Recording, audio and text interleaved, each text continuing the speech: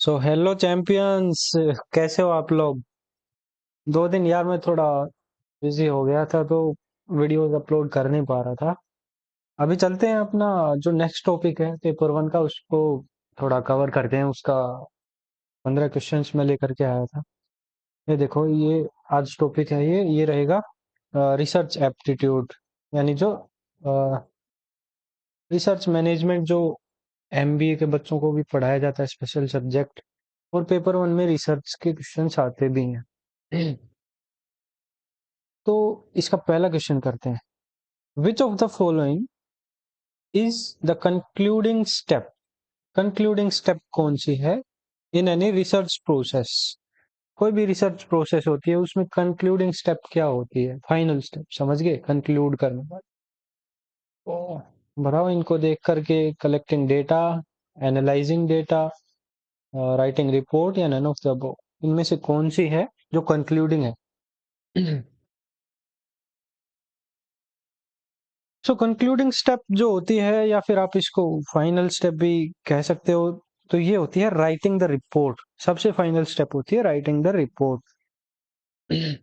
सबसे पहली कौन सी होती है, जो आपका प्रॉब्लम को डिफाइन करते हैं ना, प्रॉब्लम डेफिनेशन, वो फर्स्ट स्टेप होती है। ठीक है, इसका आंसर होगा ऑप्शन सी। रोजाना की तरह आप पेन और पेपर लेकर के बैठिएगा, अपने मार्क्स को देखते चलिए आप कितना स्कोर कर रहे हो। चलो सेकंड क्वेश्चन पे चलते हैं।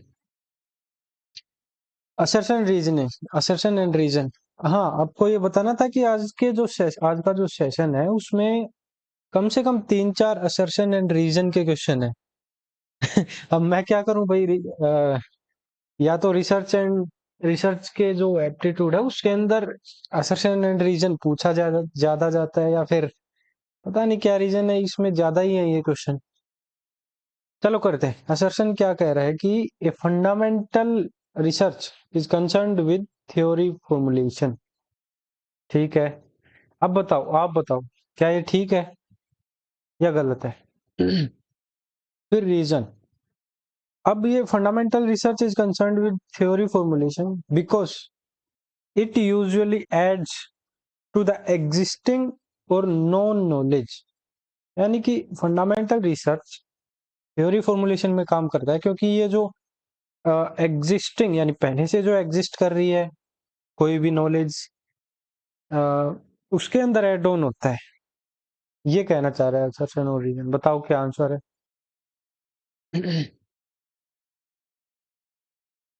तो इसका आंसर ऑप्शन ए ही है, बिल्कुल। दोनों बातें एकदम सही है। रीजन सही है, असर्शन सही है। और रीजन एकदम परफेक्टली डिफाइन करता है असर्शन को। क्योंकि जो फंडामेंटल रिसर्च होती है, फंडामेंटल एंड अप्लाइड, ये आपने पढ़ा होगा रिसर्च एप्टीट्यूड में। ठीक है, तो वो एग्जिस्टिंग में ही एड ऑन करती है। आंसर ए है इसका। चलो नेक्स्ट क्वेश्चन पे चलते हैं, क्वेश्चन नंबर 3 पे। If research is reliable, it must yield consistent results on every application। अच्छा, कंसिस्टेंट का क्या मतलब होता है भाई, बताओ। कंसिस्टेंट का मतलब होता है रेगुलर, सेम रिजल्ट आपको मिलते रहे। ठीक है, मतलब जब भी आप कोई भी मैपिंग करो, जैसे वेट आप अपना या फिर हाइट आप मेजर करने जा रहे हो, तो स्केल आपको कंसिस्टेंट रिजल्ट दे, हर बार सेम रिजल्ट दे। अच्छा, आंसर रीजन क्या कह रहा है कि reliability is termed as repeatability or replicability of research finding or tool। अच्छा, रिसर्च रिलायबल है, रिलायबल वर्ड को पकड़ लो assertion में से। रिलायबल है क्योंकि वो कंसिस्टेंट रिजल्ट दे रही है। ठीक है, ये बात सही बताइए। ठीक है, अब इसका आंसर क्या कह रहा है, रीजन। रिलायबिलिटी, इस रिलायबिलिटी की बात हो रही है ना, इस टर्म एज रिपीटेबिलिटी और रेप्लिकेबिलिटी। ये कितनी बार रिपीट हो रहा है वो चीज सेम। तो दोनों चीज सही है और करेक्ट आंसर है ऑप्शन ए, जो उसका करेक्टली एक्सप्लेन कर रहा है। तो ये इसका आंसर हो जाएगा। चलो फोर्थ क्वेश्चन की साइड चलते हैं अभी। असर्शन एंड रीजन फिर से आ गया, ये मेरे ख्याल से थर्ड आ गया है ना। Research must have strong internal as well as external validity। अच्छा क्या कह रहे हैं, रिसर्च मस्ट हैव जरूरी है रिसर्च के पास इंटरनल और एक्सटर्नल वैलिडिटी का होना, क्योंकि validity is the power which decides about conclusions, assumptions or any propositions as valid or invalid।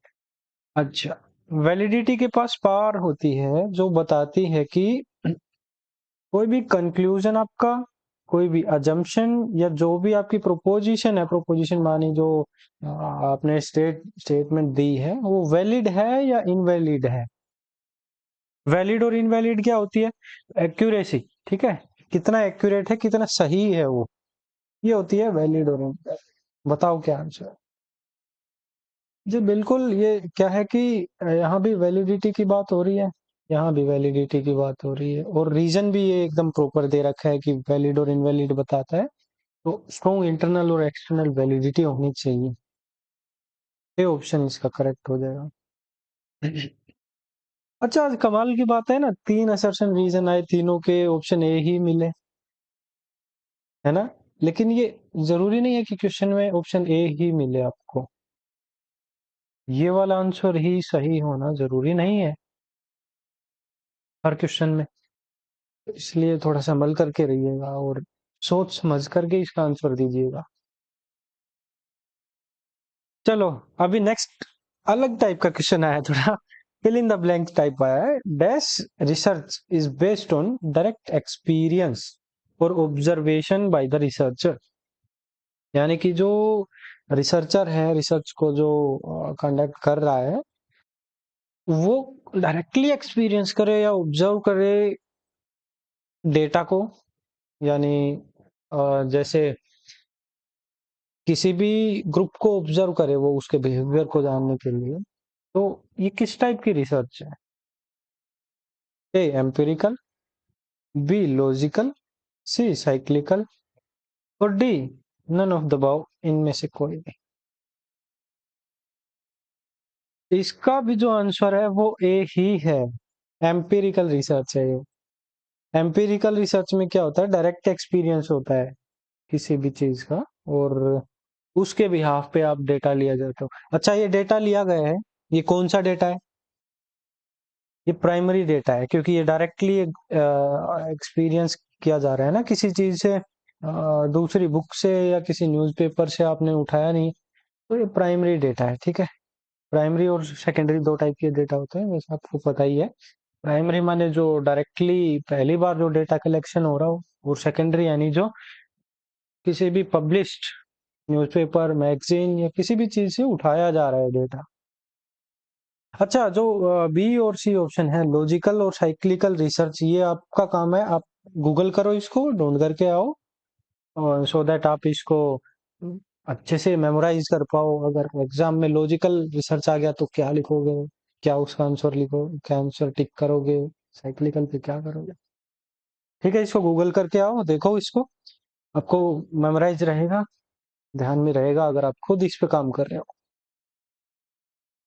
Sixth question पे हम पहुंच गए हैं। In order to determine the ability of a learner, a teacher should use which test. अच्छा, एक word है ये ability, इसको पकड़ लो। जो बच्चे एमबीए वाले हैं, एमबीए में भी स्पेशली जिसने ह्यूमन रिसोर्स पढ़ा है, एचआर, वो इसका आंसर जल्दी से दे देगा, क्योंकि उसके अंदर रिक्रूटमेंट एंड सिलेक्शन के टॉपिक पे ये टेस्ट बताया जाता है कि कौन सा टेस्ट इन सब में से है जो इसका सही आंसर है, जो एबिलिटी को टेस्ट करता है। A aptitude test, B reasoning test, C arithmetic test, D scholastic test. बताओ कौन सा टेस्ट। इसका जो टेस्ट जो हम कंडक्ट करते हैं वो ऑप्शन बी नहीं है, रीजनिंग का नहीं है। एबिलिटी टेस्ट इससे चेक नहीं करते हम, एबिलिटी होता है एप्टीट्यूड टेस्ट। जो एप्टीट्यूड का टेस्ट होता है वही एबिलिटी टेस्ट होता है, उससे एबिलिटी टेस्ट की जाता है, कितना काबिल वो एक कैंडिडेट है उसके लिए एप्टीट्यूड टेस्ट होता है। और चलो नेक्स्ट क्वेश्चन पे चलते हैं। इन सबको एक बार आप टेस्ट को देख करके जाइएगा। पॉलीग्राफ टेस्ट क्या होता है, एप्टीट्यूड टेस्ट क्या होता है, रीजनिंग टेस्ट क्या होता है, ठीक है। चलो नेक्स्ट पे चलते हैं। अरे भाई फोर्थ असेशन एंड रीजन, फोर्थ ज्यादा ही आ गए कुछ। और आज तो पता नहीं क्या कोई कोइंसिडेंस हो रहा है क्या, ए ऑप्शन बहुत आंसर मिल रहा है।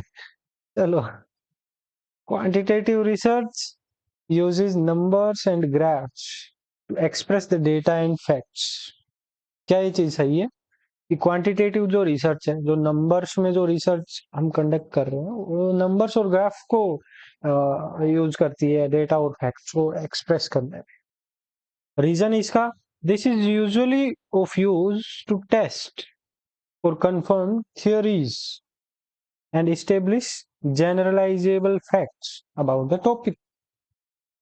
भाई नंबर ऑफ ग्राफ्स में लेते हैं डेटा क्योंकि हमें कंफर्म करना होता है थ्योरी को, और जनरलाइजेबल फैक्ट्स के बारे में जनरलाइजेबिलिटी टेस्ट लगाना होता है उस पे, यानी कि हम उसको जनरलाइज कर रहे हैं टर्म, होल मतलब कुछ सैंपल पे टेस्ट करके पूरी पॉपुलेशन पे हम कह रहे हैं कि भाई हाँ ये जनरलाइजेबल है। क्या ये क्वांटिटेटिव रिसर्च से होता है, यानी नंबर वाली रिसर्च से? तो जी हाँ, बिल्कुल होता है। करेक्ट, करेक्ट आंसर ए है इसका भी फिर से। और क्वांटिटेटिव आपको पता ही है, टर्म देख लो असर्शन वाली। क्वांटिटेटिव, क्वांटिटेटिव नंबर से डील करती है, ग्राफ से डील करती है, ठीक है।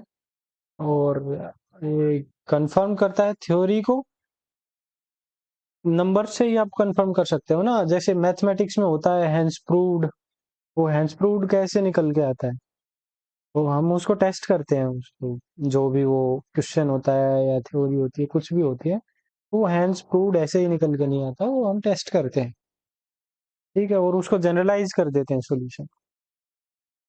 चलिए नेक्स्ट क्वेश्चन पे फिर बढ़ते हैं। एट्थ क्वेश्चन पे हम आ गए हैं। और observations, interviews and schedules. Schedules क्या होते हैं आप बताओ मुझे पहले। शेड्यूल्स होते हैं जैसे जैसे इंटरव्यू होता है ना, ऐसे ही शेड्यूल में आप पहले से टाइम किसी भी आपके सैंपल से ले लेते हो कि भाई क्या आप इस टाइम फ्री हो, वो कहता है हाँ, तो आप उसका इंटरव्यू उस टाइम पे कंडक्ट कर लेते हो, वो शेड्यूल कहा जाता है उसको। And question are part of which research step. अच्छा, ये सब ऑब्जर्वेशन, इंटरव्यू, शेड्यूल, क्वेश्चन आया है कौन सी रिसर्च स्टेप के पार्ट है, तो बताओ। फॉर्मुलेशन ऑफ रिसर्च प्रॉब्लम, यानी जो पहली स्टेप है उसका, data collection, preparing research design, या एनालाइजिंग डेटा, कौन सी स्टेप का इनमें से पार्ट है? Observation, interview, schedules and question आयर।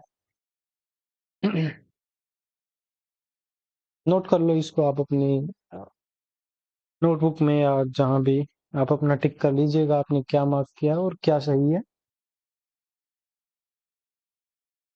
सो ये सब जो है वो डेटा कलेक्शन वाली जो स्टेप आती है उसके लिए होते हैं। जैसे ऑब्जर्वेशन आपकी, इंटरव्यू हो गया, शेड्यूल हो गया, इससे आप क्या कर रहे हो, आप डेटा ही तो कलेक्ट कर रहे हो ना, आप सैंपल डेटा कलेक्ट कर रहे हो इससे, शेड्यूल, क्वेश्चनर से, तभी आप जनरलाइजेबिलिटी टर्म की ओर बढ़ते हो उसको वेरीफाई करके, तो डेटा कलेक्शन का पार्ट। चलिए क्वेश्चन नंबर 9 पे आ गए अब। Experimental research begins with a question regarding which of the following। Experimental research से क्या चीज रिलेटेड है आप ये समझ के चलो। ए ऑप्शन कहता है relationship between dependent variables, relationship between cause and effect, relationship between two और more variables, the relationship between independent variables. क्या सही आंसर है?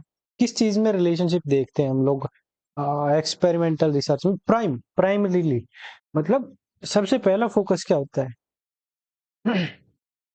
अब देखो, क्या सिर्फ डिपेंडेंट वेरिएबल इसके अंदर हम लेते हैं?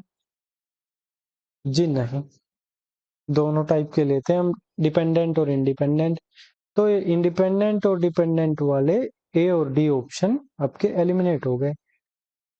ठीक है, अब बी ऑप्शन देखो, कोज एंड इफेक्ट के बीच में रिलेशनशिप देखते हैं। जी बिल्कुल देखते हैं, लेकिन बात सुनो पहले। प्राइम फोकस जो होता है ना एक्सपेरिमेंटल रिसर्च का, वो होता है टू और मोर वेरिएबल्स पे, एक डिपेंडेंट और एक इंडिपेंडेंट में रिलेशनशिप निकालना।